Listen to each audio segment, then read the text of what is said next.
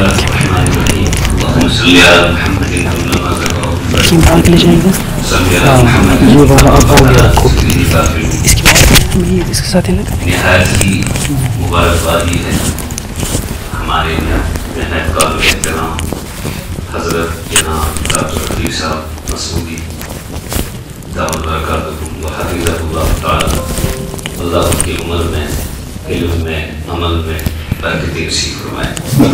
اور صحت کے ساتھ عافیت کے ساتھ ان کا سایہ ہم پر دیر قائم رہے اور پوری امت جس طرح ابھی تک مستفید ہو رہی ہے ان سے آگے بھی ہوتی رہے. دوسرا میں مشہور ہوں ہمارے مفتی صاحب کا عظیم موقع دے دیا پھر ہم ہی جیسوں سے مجلس کا آغاز ہو تو اکابر کا اچھی طرح ہو سکتے ہیں. تو میری گزارش یہ ہے کہ کچھ منٹ کے بعد میں آپ سے رخصت لے لوں گا. اصل ہماری جو اکابر ہیں وہ صرف وادی کی سطح پر نہیں بلکہ ملکی شخصیت ہے. عالم میں ان کا سنا جاتا ہے اور ان کو دیکھنے کے لیے بھی امت ترستی ہے. خصوصاً حضرت اقدس استاد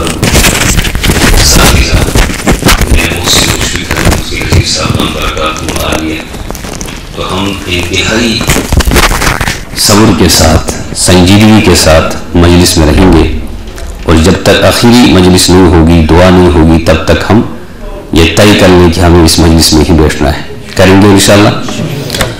یہ جو شراب کا مسئلہ ہے اور اس کے تحت جو بھی چیزیں ہیں نشے کی آپ اس کو دیکھ لیں یہ کتنی خطرناک چیز ہے کہ قرآن نے جب شراب کا تذکرہ کیا شراب اور شرک کو بت پرستی کو ایک ساتھ تذکرے میں لایا ہے. جب ہم شرک کی بات کرتے ہیں تو دنیا کا کوئی بھی مسلمان چاہے وہ اسلام کے اعتبار سے اسلامی احکام پر عمل کرنے کے اعتبار سے کتنا بھی کمزور ہوگا مگر شرک کے لیے وہ تیار نہیں ہوگا بت پرستی کے لیے وہ تیار نہیں ہوگا.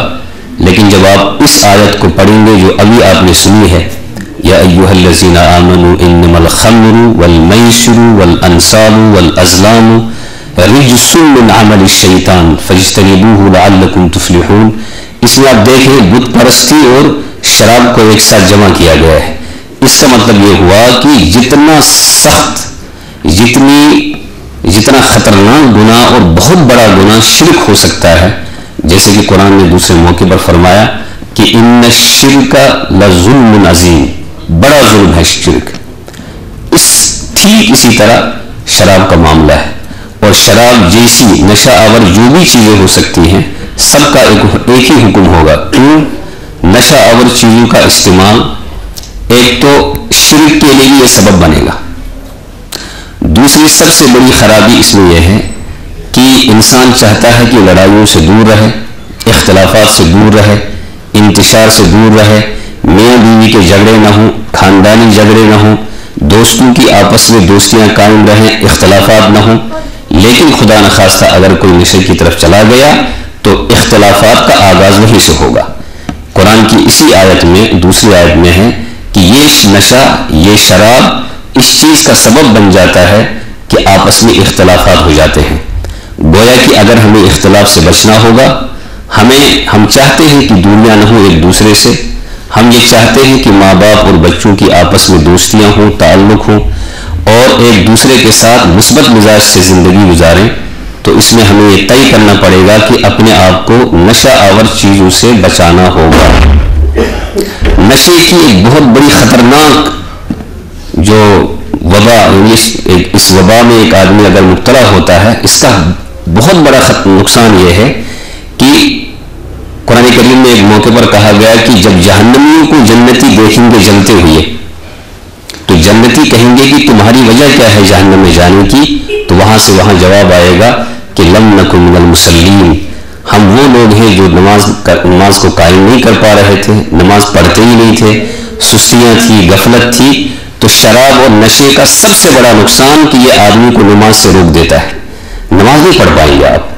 بلکہ جب شراب حلال تھی اب تھوڑا سا غور کریں ابھی تفصیل جب آپ کو آئے گی مفتی صاحب کی زبان مبارک سے دیگر علماء کی زبان سے تو اس وقت آپ کو اندازہ ہوگا یہ نشہ کتنی خطرناک چیز یہ نشہ اور اشیاء کتنی زہریلی چیزیں ہیں کہ انسان کو تباہ کر کے رکھ دیتی ہیں. صحابہ کرام کے لیے جب ابھی آیتوں کا نزول نہیں ہوا تھا، شراب کا استعمال ہوا کرتا تھا، تو حضرت عبد الرحمن بن عوف کی ولیمے کے بعد جب نمازیں ہوئی ہیں، اب پوری تفصیل آپ سنیں گے،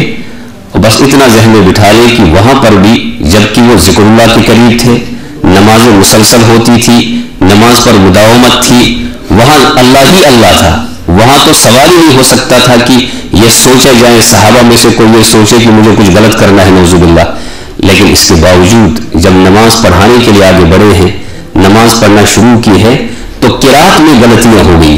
ایسی غلطی ہوئی قرات میں کہ نماز باطل ہو گئی، نماز فاسد ہو گئی. گویا کہ ایک وہ انسان جو بالکل اللہ کے قریب تر ہے، اس نشے کی وجہ سے وہاں وہ شخص بھی جب متاثر ہوگا. آپ کا میرا حال کیا ہے کہ جب ہم یوں بھی بہت دور ہیں دین سے، احکام ہماری زندگی میں بہت کم ہیں، جو احکام زندگی میں ہم لانے کی کوشش کرتے ہیں اس میں بھی کمزوریاں ہیں. تو قرآن کریم کی روشنی میں اور ان خصوصاً ان دو آیتوں کی روشنی میں کہ آپ اس کو پڑھیں، تقریباً 6 سے 7 چیزیں ایسی بیان کی ہیں کہ جس کی وجہ صرف شراب بنتی ہے، نشہ آور چیزیں بنتی ہیں. شراب کی اس آیت کے ضمن میں جب آپ حدیث کو لے لیں گے، احادیث میں تو صاف کہہ دیا. ایک تو جب انسان ذہنی طور کمزور ہوتا ہے، بسا اوقات علم کے ساتھ جب ذکر نہیں ہوتا اور وہ صرف اپنی تحقیق پر عمل کرتا ہے، پھر اگر وہ مسلمان ہے تو وہ یہ کہہ سکتا ہے کہ شراب تو حلال ہے. ایک بہت سنجیدہ قسم کے انسان نے یہ لکھا ہے کہ شراب کو حرام نہیں کہہ سکتے کیونکہ قرآن میں لفظ حرام شراب کے لیے استعمال نہیں ہوا. وہاں تو یہ کہا گیا ہے کہ شراب کا استعمال اچھی چیز نہیں ہے، اس میں نفع کم ہے، نقصان زیادہ ہے، یہ بہت بڑا گناہ ہے، اس کو نماز کے لیے استعمال نہ کیا جائے. یہ تو سب چیزیں ہیں لیکن حرام کہیں نہیں کہا گیا. اب اتنی سی چیز سے فائدہ اٹھا کر اس نے ایک تحریر لکھ ڈالی اور زبانی تقریریں کر ڈالی کہ بھئی یہ حلال ہو سکتا ہے. لیکن ہمارے لیے تو قرآن کریم کے ساتھ ساتھ احادیث جناب محمد رسول اللہ صلی اللہ علیہ وسلم کے ارشادات، آپ کے اقوال، آپ کی تقریرات ہمارے لیے بے انتہا رہنمائی اس میں موجود ہے ہر اعتبار سے. اس میں تو صاف کہہ دیا ہے کہ شراب حرام ہے. حرام ہی نہیں بلکہ اگر اس کا کثیر، اس کا ایک بڑا حصہ حرام ہے، فقلیلہ حرام، تو اس کی تھوڑی سی مقدار بھی اس کی حرام ہے. شراب کو سامنے رکھ کر ہمارے جتنے بھی دنیا کے فقہا ہیں، امام ابو حنیفہ رحمہ اللہ سے لے کر نیچے تک جتنے بھی ہمارے مجتہدین، فقہا، مفسرین، متکلمین، محققین، جو بھی آپ کہیں، جتنے بھی ہمارے یہ ہیں، متفق طور پر ان کا یہ فیصلہ ہے کہ جتنی بھی دنیا میں نشہ آور اشیاء ہوں گی، یہ جامد ہیں یا لکوڈ ہیں، جو بھی ہے، جس طرز پر بھی نئی جو چیزیں بھی آ سکتی ہیں، تو سب اس کے حکم میں ہے اور حرام ہے. اتنا ہی نہیں، جس برتن میں ان کا استعمال ہوگا اس کا استعمال بھی درست نہیں ہوگا. جب شراب حرام قرار دی گئی واضح طور پر، اس وقت یہ بھی کہا گیا کہ برتنوں کو بھی ختم کر ڈالو، تمہارے لیے ان برتن کا بھی استعمال جائز نہیں ہوگا، چونکہ برتن کو دیکھنے کے بعد ممکن ہے یہ نشہ میں مبتلا انسان پھر سے واپس لوٹ آ سکتا ہے. فقہا کا متفقہ فیصلہ ہے اس کی کاشت کرنا حرام ہے، اس کو فروخت کرنا حرام ہے، اس میں مدد کرنا حرام ہے، اس کا مشورہ دینے والا بھی گناہ گار ہے. ٹھیک اس کو یوں سمجھے، سود حرام ہے، سود کا لکھنے والا، سود کے بارے میں بولنے والا، سود کے بارے میں مشورہ دینے والا، سود کے استعمال کے لیے جگہ دینے والا، یہ سب ایک ہی کیٹیگری کے لوگ ہیں. یہ سب گناہ کبیرہ میں مبتلا ہیں، حرام کام میں مبتلا ہیں، مرنے کے بعد ان کو جہنم میں ہی جانا ہوگا. ٹھیک اسی طرح شراب سے لے کر نیچے تک جتنی بھی نشہ آور اشیاء ہیں ان کا استعمال جائز نہیں. اس کے نشہ آور اشیاء جن برتنوں میں یا جس کے ذریعے ہم اس کا استعمال کریں ان کا استعمال درست نہیں ہوگا، اور اس کا کسی بھی طرح آپ استعمال کریں شریعت اس کی اجازت بالکل نہیں دیتی ہے. وجہ یہی ہے، پوری دنیا میں اگر امن ختم ہے تو نشے کی وجہ سے، اس میں نشہ سب سے بڑا سبب ہے. کل ہی میں کوئی تحریر پڑھ رہا تھا، 1 سال میں بر صغیر میں ایک ہمارا ملک کہ جس میں پورے سال میں 50,000 لوگ نشے کی وجہ سے زخمی ہو جاتے، 1 سال میں 10 لاکھ لوگ کی موت ہو جاتی ہے، وجہ اس کا نشہ بنتا ہے. نشے کی وجہ سے 10 لاکھ کی تعداد میں مر جانا اور 50 لاکھ لوگوں کا زخمی ہو جانا، آپ اس سے اندازہ کریں کہ اس سے بڑا کیا نقصان ہو سکتا ہے۔ اور اس کے علاوہ میں یہ بھی سن رہا تھا ابھی کچھ دیر پہلے کہ ایک لڑکے کو لایا ہے، اسے نشہ، ایک مدت سے وہ نشے میں مبتلا تھا، اب جب کبھی اس کو احساس ہو گیا ہے بیچ میں، اب اس کی کاؤنسلنگ ہو رہی ہے، اس کو نصیحتیں کی جا رہی ہیں، نماز کی اس کو تلقین کی جا رہی ہے، اس کو اس مصیبت سے بچنے کی تلقین کی جا رہی ہے۔ ساتھی میں پوچھنے والوں نے اس سے پوچھا کہ ذرا بتاؤ نشے سے کیا نقصان ہو سکتا ہے، نشے کے نقصانات کیا ہوئے ہیں آپ کو؟ اس نے کہا اس سے بڑھ کر کیا نقصان ہوگا میرا کہ میں اپنے 4 بچوں سے مدت سے جدا ہوں، میں اپنے بچوں کو نہیں دیکھ پا رہا ہوں، وجہ میرا نشہ میں مبتلا ہونا ہے، میں بیوی سے بالکل جدا ہوں اور میں جانا چاہتا ہوں اپنی اہلیہ کے پاس، وہ بھی چاہتی ہے کہ میں اس کے پاس جاؤں، لیکن میرے گھر والے مجھے وہاں جانے نہیں دیتے ہیں، مدت سے میں نے بیوی کو بھی نہیں دیکھا ہے، نہ اس نے مجھے دیکھا ہے، میں کسی طرح چاہتا ہوں کہ مجھے اس مصیبت سے آزاد کرا دیا جائے۔ غرض بزرگوں قرآن دیکھیں تو نشہ آور اشیاء حرام ہے، ذرہ برابر بھی اس کے استعمال کی کہیں گنجائش نہیں ہے، اور یہ انسان کو اتنا تباہ و برباد کر ڈالتی ہے۔ بہت پرانے ایک شاعر ہیں، اس کی عادت تھی شراب کی، شراب پیتے پیتے پیتے پیتے وہ اتنے آگے بڑھ چکے تھے، جب انہیں کہیں مشاعرے میں جانا ہوتا تھا اس کی شرط ہوتی تھی، مسلمان شاعر، اس کی شرط ہوتی تھی میں اس وقت میں میرا استقبال اس وقت تک مکمل نہیں ہوگا جب تک تم مجھے شراب سے میرا استقبال نہ کرو۔ سوال یہ ایسی لت پڑ جاتی ہے، اتنی خطرناک چیز ہے، انسان کو کچھ بھی نظر نہیں آتا۔ اسی لیے ہمارے علماء نے صاف لکھا شراب پی کر کوئی اپنی بیوی کو طلاق دے دے، طلاق واقع ہو جائے گی، طلاق واقع ہو جائے گی، الا یہ کہ کوئی زبردستی اس کو اس میں مبتلا کرے، اس کا حکم الگ ہوگا۔ لیکن شراب ہو، اس جیسی جتنی بھی چیزیں ہوں یا کوئی بھی چیز ہو، ابھی تفصیل سے آپ کے سامنے یہ چیزیں آ سکتی ہیں۔ آدمی اس میں کس طرح مبتلا ہوتا ہے، شروع میں اس کو قریب کس طرح کیا جاتا ہے، شروع میں جب اس کا استعمال ہوتا ہے تو اس وقت وہ کیا اندر محسوس کرتا ہے، پھر آگے جا کر اس کی حالت کیا ہوتی ہے، آگے جا کر اس کی حالت ایسی ہوتی ہے آپ اس پر پیسہ خرچ کریں، آپ اس کو ڈانٹیں، آپ اس کے ساتھ نرمی کریں، اس کے لیے جتنی بھی تدابیر آپ کر سکتے کریں،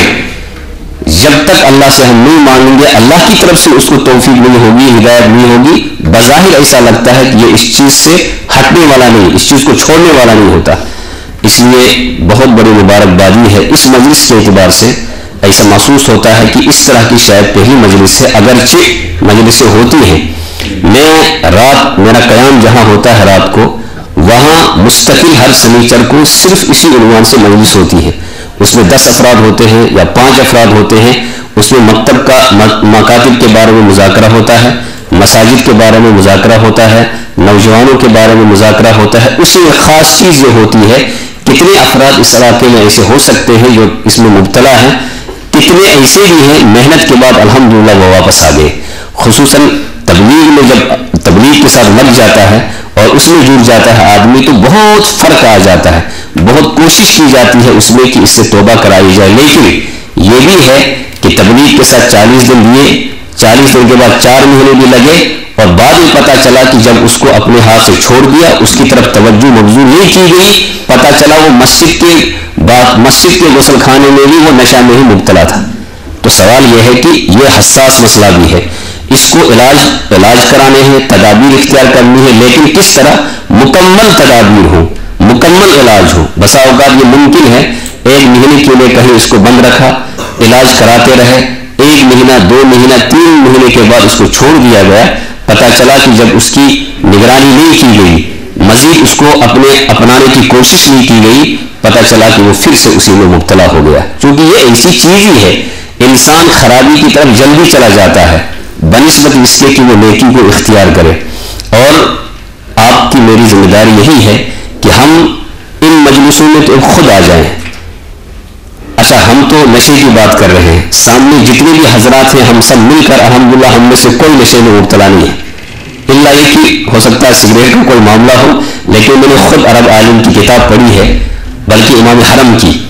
اس میں باضابطہ انہوں نے لکھا ہے کہ میں سگریٹ کو شراب کی طرح حرام سمجھتا ہوں۔ اب میں بھی تھوڑا پریشان سا ہو گیا، سگریٹ کو شراب کی طرح حرام کیسے سمجھا جائے گا؟ جب پورا وہ پمپلیٹ پڑھا میں نے، اخیر میں لکھا تھا سگریٹ کی کثرت آدمی کو کینسر میں مبتلا کر دیتی ہے، اور آخر کار یہ شخص کینسر میں مبتلا ہو جاتا ہے اور تنگ آ جاتا ہے اپنی زندگی سے، تو خودکشی کرنے کے لیے تیار ہو جاتا ہے، اور خودکشی حرام ہے۔ اس لیے منطقی نتیجہ نکلا کہ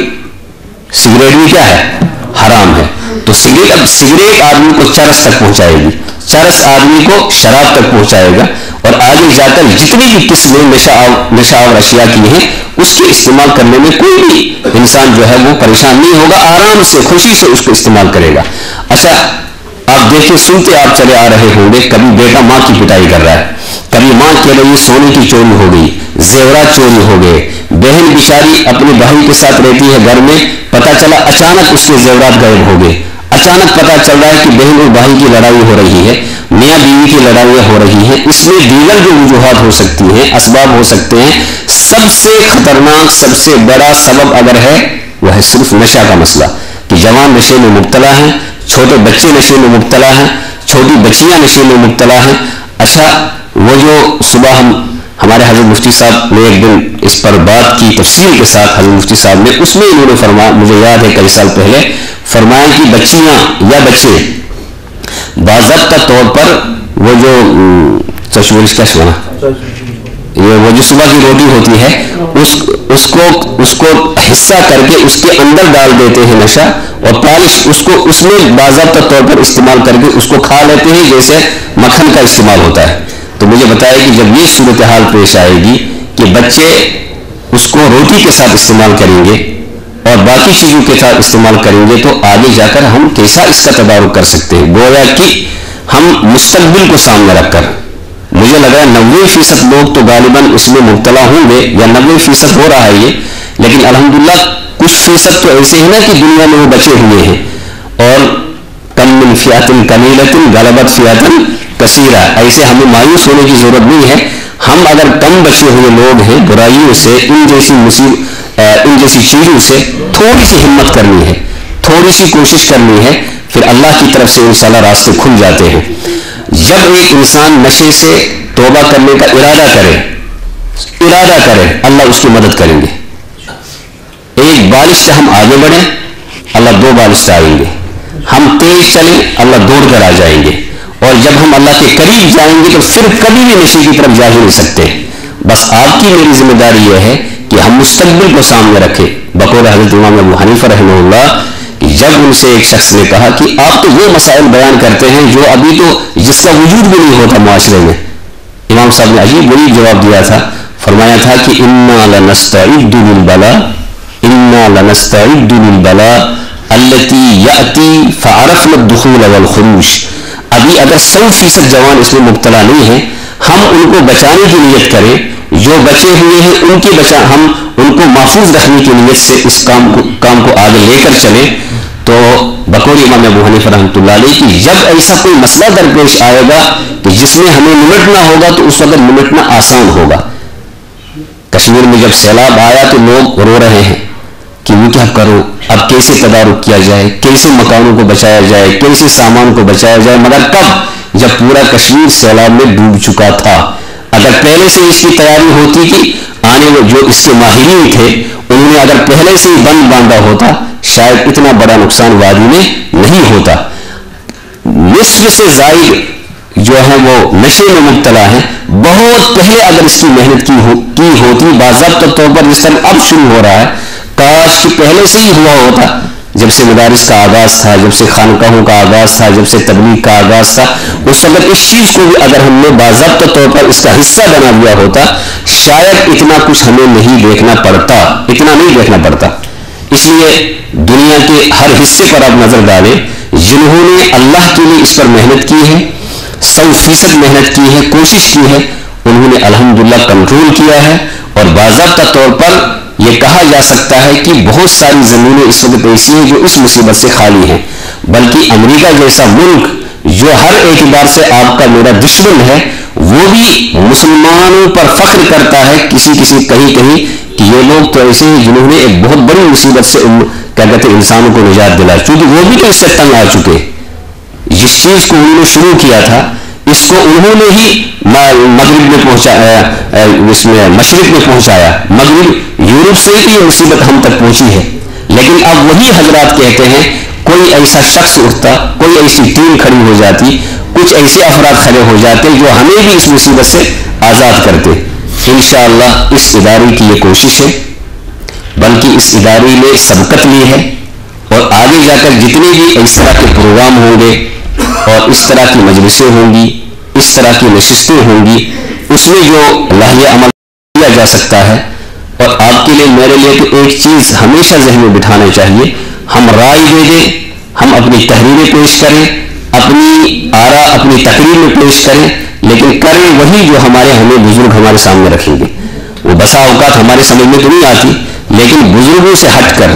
علماء سے ہٹ کر، اپنے اکابر سے ہٹ کر کچھ بھی ہم کریں، بظاہر وقتی کو تو فائدہ ہوگا، لیکن شاید دیر پا وہ فائدہ نہیں ہو سکتا ہے۔ آج کی اس مجلس میں انشاءاللہ ہم سب ارادہ کریں،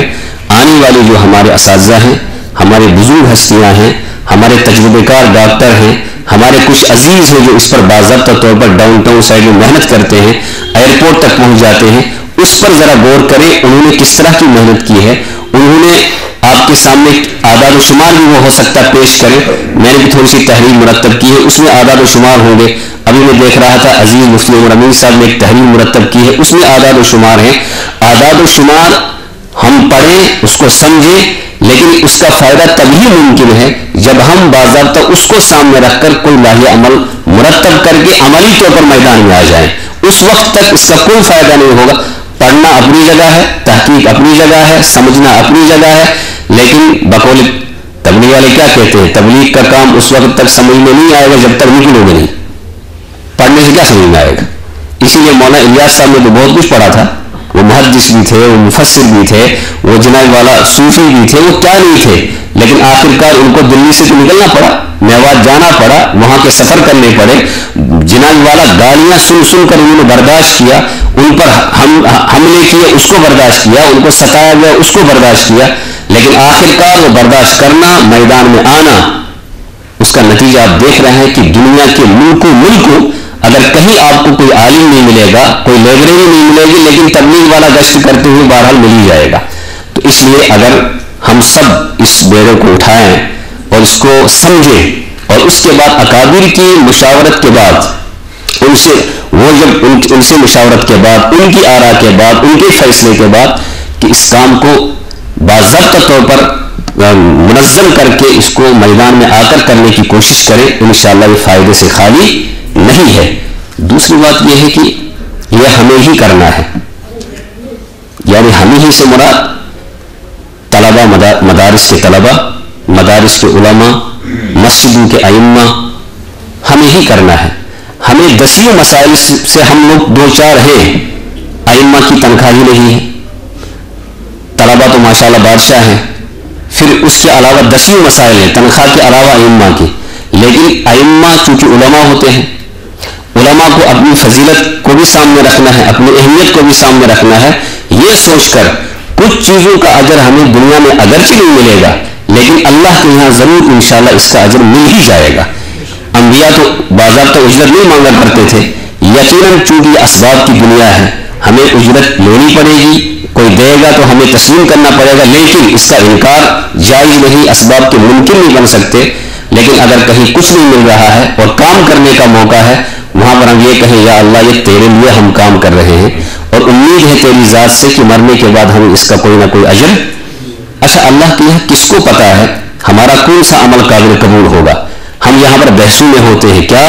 یہ واجب ہے، یہ حرام ہے،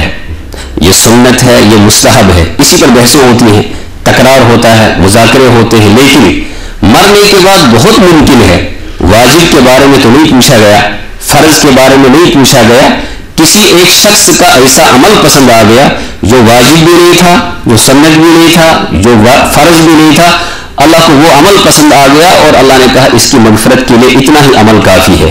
دسیوں ایسی مثالیں تاریخ میں ملتی ہیں، اس لیے ان اسباب کو پڑھنے کی بھی ضرورت ہے جنہوں نے نمازوں کے ساتھ ساتھ، تہجد کے ساتھ ساتھ، پڑھنے پڑھانے کے ساتھ ساتھ اپنی زندگی لوگوں کے لیے وقف کر دی تھی اور ان کو مصیبتوں سے آزاد کرنے کے لیے اپنی زندگی کو انہوں نے نشاور کر دیا۔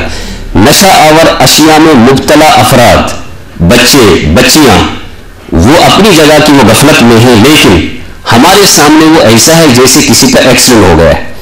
رانگ سائڈ چلتے ہوئے ایک آدمی کا ایکسیڈنٹ ہو گیا، اس کی اپنی غفلت ہے، لیکن یہ کون سی عقل مندی ہوئی کہ ایک تو اس بچے کا ایکسیڈنٹ ہو گیا،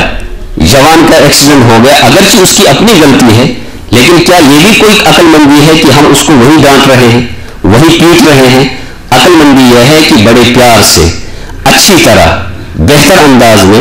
حسن سلوک کے ساتھ، اخلاقی اور کردار کے ساتھ اس کو اٹھا کر ہاسپٹل پہنچایا جائے اور اس کے بعد اس کا علاج کیا جائے، اس کو دیکھا جائے، اس کی ضرورت پوری کی جائے۔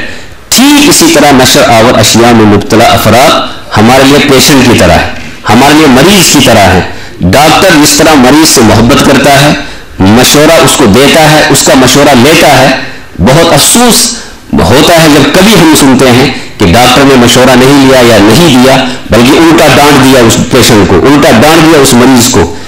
ایسا کبھی ہوتا ہے دنیا میں، اور ہم جیسے لوگوں کے ساتھ بھی ہم سے کوئی مسئلہ آ کر پوچھنے لگے ہم فوراً ڈانٹ دیں گے اور اتنا کہہ کر ہم فارغ ہو جائیں گے۔ یہ جائز نہیں ہے، یہ جائز ہے، اس سے ہم اللہ کے یہاں بری نہیں ہو سکتے، ہمیں متبادل دینا پڑے گا۔ اسی لیے مفتی واقعی مفتی وہی کہلاتا ہے جب ایک مستفتی کو، مسئلہ پوچھنے والے کو تحریری طور پر یا تقریری طور پر اس سے یہ کہے کہ تمہارا یہ مسئلہ اپنی جگہ، لیکن اس سے پہلے سوچو کہ اس کا متبادل تو یہ ہے۔ میں نے حضرت مفتی صاحب سے خود سنا، ان کے پاس، حضرت کے پاس ایک شخص آیا، اس نے یہ کہا کہ مجھے بینک میں بڑی ملازمت مل رہی ہے، بڑے پوسٹ پر میں جا رہا ہوں، میرے لیے جائز ہے ناجائز؟ تو مسئلہ جو ہے وہ واضح ہے، لیکن اس سے پہلے حضرت مفتی صاحب نے اس کا متبادل بتایا۔ تجارت کرو گے تو یہ فائدہ ہوگا، فلاں کام کرو گے تو یہ فائدہ ہوگا، فلاں کام کرو گے تو یہ فائدہ ہوگا۔ یہ نہیں اس کو کہا کہ تمہیں چھوڑنا ہی چاہیے، لیکن اس کا ذہن تیار ہوا، یہاں تک کہ اس نے طے کر لیا کہ میں اس ملازمت میں نہیں جاؤں گا۔ بیچ میں تقریباً 10 سے 15 دن یا 20 دن گزرے ہیں، اللہ تعالیٰ نے ایک بہت بڑے منصب پر اس کو فائز کیا، جس میں شاید اتنا نہیں کما سکتا تھا جہاں جاتا، یہاں اتنا اللہ تعالیٰ نے اس کو دے دیا۔ توکل بھی تو کوئی چیز ہے نا، ہم مشورہ کریں، اسباب اختیار کریں، پھر اللہ کی ذات پر توکل کریں اور پھر دیکھیں اللہ تعالیٰ کس طرح راستہ کھول دیتے۔ قرآن کریم میں اللہ تعالیٰ کو امت بندوں سے یہ کہنا تھا کہ سود حرام ہے، ایسا نہیں کہا اللہ تعالیٰ نے سود حرام ہے، بلکہ اس سے پہلے اللہ نے یہ فرمایا احل اللہ البیع، بیع حلال ہے، تجارت حلال ہے، تجارت متبادل دے دیا، پھر اس کے بعد اللہ نے فرمایا کہ سود حرام ہے۔ ہم ان کو متبادل دے دیں، نشہ اور اشیاء میں مبتلا انسان، ان کے لیے متبادل 10ویں چیزیں ہو سکتی ہیں، 10 کام ہو سکتے ہیں، نئی نئی شکلیں تجارت کی آئی ہے میدان میں، ان سے چن چن کر نکالیں، علماء سے پوچھیں کہ کون سی جائز ہے کون سی ناجائز ہے، اور ان کے سامنے وہ پیش کریں، ان کو قرض حسنہ پر کچھ دے دیں، بیت المال سے رابطہ کریں، مسجد کے منتظمین سے رابطہ کریں، مسجدوں پر کروڑوں روپے خرچ ہو جاتا ہے، کیا ان نشہ آور اشیاء میں مبتلا انسانوں کو کچھ رقم دے کر ان کو نہیں بچایا جا سکتا؟ یقیناً بچایا جا سکتا ہے، صرف آپ کی میرے اس میں ہمت کی کمی ہے، ارادہ نہیں کر پا رہے ہیں۔ نیت تو کرتے ہیں، ارادہ نہیں کرتے۔ نیت کرنا تو بہت آسان ہوتا ہے نا، لیکن اصل میں ارادہ ہے۔ قرآن کہتا ہے ومن اراد الآخرہ، ارادہ تو کل میں اللہ کو خوش کرنا ہے، وسعى لها سعيها، تھوڑی سی کوشش بھی کر لیں، فَأُولَئِكَ كَانَ سَعْيُهُمْ مَشْكُورًا۔ مرنے کے بعد اللہ تعالیٰ اس آیت کی ذیل مفسرین لکھتے ہیں فَأُولَئِكَ كَانَ سَعْيُهُمْ مَشْكُورًا کا مطلب یہ ہے اگر آپ نے نشہ آور اشیاء میں مبتلا انسانوں کو بچانے کی کوشش کی اللہ کو راضی کرنے کے لیے، محمد رسول اللہ صلی اللہ علیہ وسلم کو راضی کرنے کے لیے، مرنے کے بعد اللہ تعالیٰ اپنا دیدار سے ہمیں نواز دیں گے۔ اس سے بڑھ کر نعمتیں کیا ہو سکتی ہے؟ جنت میں جانا تو بڑی نعمت ہے، اس میں بڑی نعمتیں ملیں گی، لیکن سب سے بڑی نعمت اللہ کو دیکھنا ہے۔ اللہ کہتے ہیں کہ میں اپنا دیدار کراؤں گا، اپنی زیارت کراؤں گا، اللہ کو ہم دیکھیں گے آمنے سامنے، جیسے بلا تشبیہ ہم آپ مجھے دیکھ رہے ہیں، آپ کو دیکھ رہا ہوں۔ جنت میں یہ چیز ہمیں نصیب ہوگی، لیکن کب؟ صرف نماز پر اکتفا کرنے سے، صرف تہجد پر اکتفا کرنے سے، یا صرف 40 دن پر اکتفا کرنے سے، یا 4 مہینے پر اکتفا کرنے سے، ایسا نہیں، بلکہ معاشرے میں جو اہم ترین مسائل ہیں جس میں امت الجھی ہوئی ہے، جس میں امت مبتلا ہے بڑے بڑے گناہوں میں، اس کو نکالنے کے لیے جب کچھ وقت ہم وقف کریں گے اللہ کی طرف سے مدد آئے گی اور اللہ راضی ہوں گے۔ اس سے بڑھ کر ہمیں اور کیا مل سکتا ہے؟ اس لیے میری آپ سے یہی گزارش ہے اس مجلس کو اپنے لیے ایک سمجھ لیے نمونہ ہے آپ کے لیے میرے لیے کہ اس سے پہلے اس طرح کی مجلسیں تو ہوئی ہیں لیکن مرتب انداز سے شاید نہیں ہوئی ہو جس میں ہماری شخصیات ہیں. مثلا حضرت مفتی عبدالرحیم صاحب کشمیر کی اہم ترین شخصیت ہیں, حسنی ہیں, سادات میں سے ہیں, ان کی ایک ایک بات میں وزن ہوگا.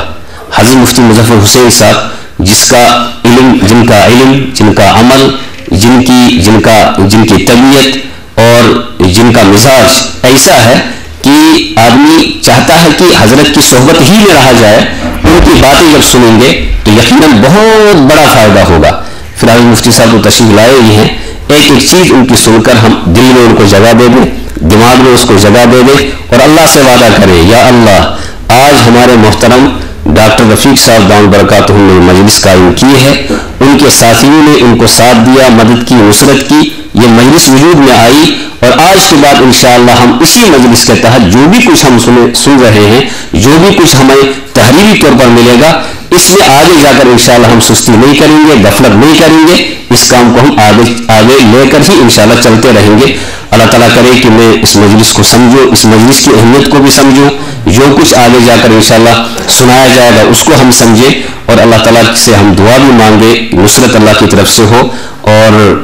اس میں جو خیر ہی خیر ہے اس خیر کو غالب اللہ تعالیٰ رکھے. اگر کوئی شر کہیں سے ہو سکتا ہے اللہ تعالیٰ اس سے سب پوری امت کو اس سے محفوظ رکھے اور علماء کو بھی محفوظ فرمائے, علماء کو ہر اعتبار سے اللہ تعالیٰ نعمتوں سے نوازتا رہے. جزاکم اللہ خیرا وصلی اللہ تعالی علی خیر خلقہ محمد وآلہ واصحابہ اجمعین برحمتک یا ارحم الراحمین.